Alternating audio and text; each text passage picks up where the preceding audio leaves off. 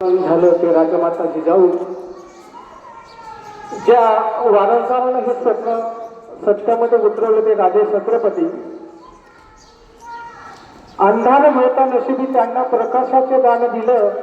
बाबा तुमचे मानावे किती उपकार तुम्ही संविधान दिलं. ज्योतिबाची विचारधारा टिकण्यासाठी निरक्षतेचे कलंक पुसण्यासाठी तुम्ही आयुष्य वेचलं सर्वसामान्याच्या सुखासाठी. आज स्वातंत्र्यात जगतो आम्ही बाबासाहेब तुम्हाला समजतो आम्ही. हा सलोखा ही बंधुता सदैव टिकत राहील आणि रोज सुरू दिसला की बाबा तुमची आठवण येत राहील अशी गुलामीतून मुक्त करणारे भारतरत्न डॉक्टर बाबासाहेब आंबेडकर. गुलामाला ही गुलामीची जाणीव करून देतोय म्हणजे बंद करून उठेल. वडिलांनी मुलगा नाही शिकवला तोही बाबाचा भागीदार झाला. जैसे जन्म देणे अगत्याचे झाला तैसे शिक्षण देणे अगत्याचे त्याला अशी ग्रामगीतेतून शिक्षण देणारे राष्ट्रसंत तुकडोजी महाराज. आणि 1.5 दिवस शाळा जाऊन 35 कादंबऱ्या 13 कथासंग्रह 10 वटनाट्ये एवढं अपाट साहित्य ज्या महापुरुषाने निर्माण केलं की पुरती ही शेताच्या मस्तकावर तळली नसून दलित सैनिकांच्या तळहातावर तळली आहे. हा प्रथम विज्ञानवादी विचार मांडणारे साहित्यरत्न लोकशाहीर अण्णाभाऊ साठे आणि लोकमान्य टिळक या महापुरुषांना मी अभिवादन करतो. आजच्या कार्यक्रमाचे अध्यक्ष माननीय त्रिभुवन सर व जमलेले माझे सर्व विद्यार्थी मित्रांनो, मी आज तुम्हाला लोकशाहीर अण्णाभाऊ साठे बद्दल जे काही 2 शब्द सांगणार आहे तुम्ही शांततेने ऐकायला. शाळेतला पहिला दिवस लोकशाहीर अण्णाभाऊ साठे यांना शाळेत दाखल करण्यात आलं. शाळेतला पहिला दिवस हा असाच जातो नाव विचारण्यामध्ये. दुसरा दिवस उभा लोकशाहीर अण्णाभाऊ साठे हे शाळेत जातात. शाळेचा वर्ग सुरू होतो. वर्ग सुरू होत असताना मास्तराने पाट्या चेक करण्याची सुरुवात केलं आणि अण्णाभाऊ साठे यांच्या जवळ आले आणि म्हटलं, हे तुकाराम मला तुझी पाटी दाखव. तेव्हा अण्णाभाऊ साठे म्हणाले, मी कालच शाळेत आलो आणि मला आज कुठून लिहिता येणार. मग हे उलट उत्तर दिल्यानंतर त्या मास्तराने लोकशाहीर अण्णाभाऊ साठे यांना एवढा मार मारला की बेताच्या छडीने त्यांच्या हातातून रक्त निघेपर्यंत त्यांना मार मारला. अण्णाभाऊ साठे यांनी ठरवलं, शाळेतली मधली सुट्टी झाली आणि मधली सुट्टी झाल्यानंतर अण्णाभाऊ साठे यांनी त्या मास्तराच्या छाताडावर दगड मारला आणि तेव्हापासून ते शिक्षणापासून वंचित राहिले. वाटेगाव ते मुंबई पायी प्रवास करीत असताना गिरणी कामगार म्हणून ते कामाला लागले. कधी कपड्याच्या फेरीवाल्यासोबत, कधी बूट पॉलिशवाला, असे विविध कामे करू लागले आणि त्यांना वाचण्याचा छंद झाला, लिहिण्याचा छंद झाला.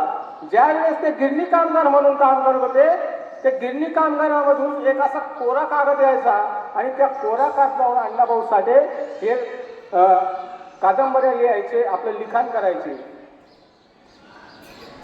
1.5 दिवस गेलेला मनुष्य एवढा अपाट साहित्य निर्माण करू शकतो.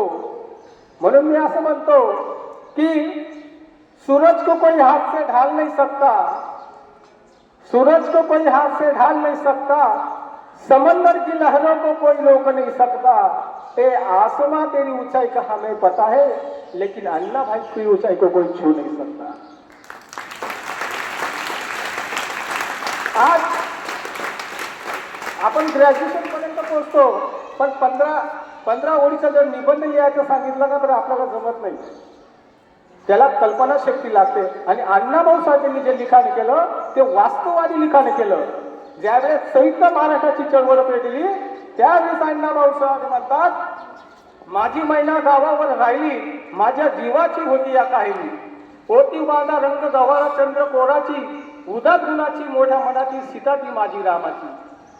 म्हणजे बेळगाव प्रांत हा वेगळा होत होता आणि संयुक्त महाराष्ट्राची ज्यावेळेस चळवळ उडली होती तर आपल्या शाहिरीच्या माध्यमातून, आपल्या ठक्करच्या माध्यमातून जे एकत्र करण्याचं काम केलं ते अण्णाभाऊ साठे यांनी केलं. एवढेच नव्हे 1942 मध्ये ज्या वेळेस चलेगावचं आंदोलन सुरू झालं, नाना पाटलांनी महाराष्ट्रभर क्रांती पेटवली आणि क्रांती पेटवली असताना अण्णाभाऊ साठे तेव्हा तर लहान होते, ते क्रांतिसिंग नाना पाटलांचं भाषण ऐकलं. भाषण ऐकल्यानंतर अण्णाभाऊ साठे त्या भाषणाने प्रभावित झाले. तेवढ्यात क्रांतिसिंग नाना पाटील यांचं भाषण सुरू होत असताना अचानक इंग्रज तिथं जवळ आले आणि नाना पाटलांना पकडायला लागले. तेवढ्यात नाना पाटील हे तिथून पळू लागले. पडता पडता अण्णाभाऊ साठे त्या घोड्याच्या मागे पडू लागले आणि रस्त्यावर जाऊन नाना पाटील म्हणतात, माझा कोणी इंग्रज तर पाठलाग करत नाही ना. तर मागे वळून बघतो की अण्णाभाऊ साठे, आणि अण्णाभाऊ साठेंना विचारतात, अरे तू माझा पाठलाग का करतो? तेव्हा अण्णाभाऊ साठेंनी म्हटलं की मला तुमच्यासारखं क्रांतिकारक व्हायचे. आणि अण्णाभाऊ साठे त्या चळवळीमध्ये सुद्धा सहभागी झाले आणि त्यांना जेल झाली. असं अफाट साहित्य अण्णाभाऊ साठे यांनी निर्माण केलंय. ज्यावेळी भारत स्वतंत्र झाला आणि 16 ऑगस्टच्या दिवशी अण्णाभाऊ साठे यांनी म्हटलं होतं की ए आजादी झुटी है, देश की जनता भुकी है. जोपर्यंत प्रत्येक माणसाला त्याच्या अन्न वस्त्र निवारा या पूर्ण गरजा मिळत नाही तोपर्यंत त्याला स्वातंत्र्य नाही, असं अण्णाभाऊ साठे यांनी ठणकावून सांगितलं. एवढे बोलून मी माझे 2 शब्द संपवतो. जय हिंद, जय महाराष्ट्र.